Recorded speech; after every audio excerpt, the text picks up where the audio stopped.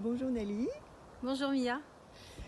tu viens de vivre une expérience, une immersion des hérotypes à la Vallée Rose. Comment tu te sens? Apaisée.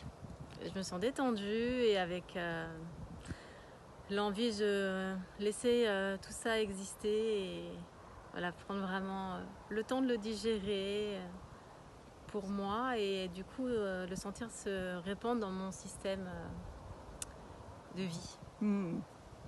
Super.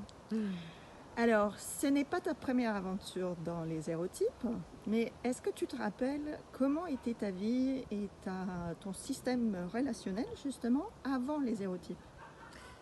Il était bloqué dans des postulats, dans des schémas, dans des fausses croyances.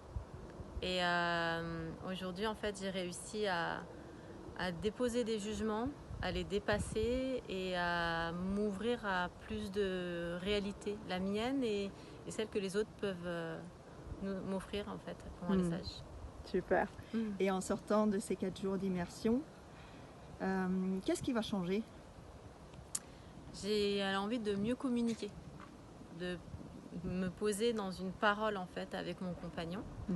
Alors que je suis beaucoup dans du non-verbal avec lui et aujourd'hui j'ai envie de me dire tiens, j'ai envie de te parler, de me dire avec toi et que tu communiques avec moi, avec qui tu es pour que je puisse accéder à qui je suis,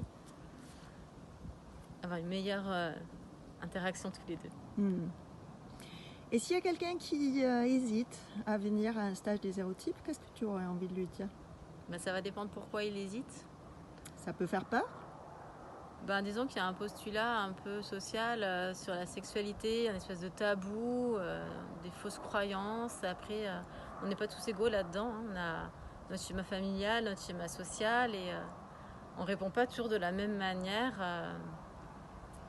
à ce qui se présente à nous dans ces cas-là. Moi, j'ai eu envie d'y aller parce que c'est quelqu'un qui m'y a emmené. J'ai eu confiance en fait, du coup, de découvrir ça et de lâcher prise à des endroits où je me sentais en sécurité et de pouvoir le valider vraiment pendant les stages. C'est pour ça que j'en ai fait plusieurs, parce que je me sens en sécurité de pouvoir vivre ce que j'ai envie de vivre dans les stages. Est-ce que tu as un mot pour Paul et Kamatma? Ouais, un grand merci parce que ils sont vraiment présents, ils apportent énormément de disponibilité et ils posent clairement le sans enjeu, sans risque et être à l'écoute de soi. Alors merci. Merci. Super. Merci à toi. Merci Mia. Hâte de connaître la suite. Oui.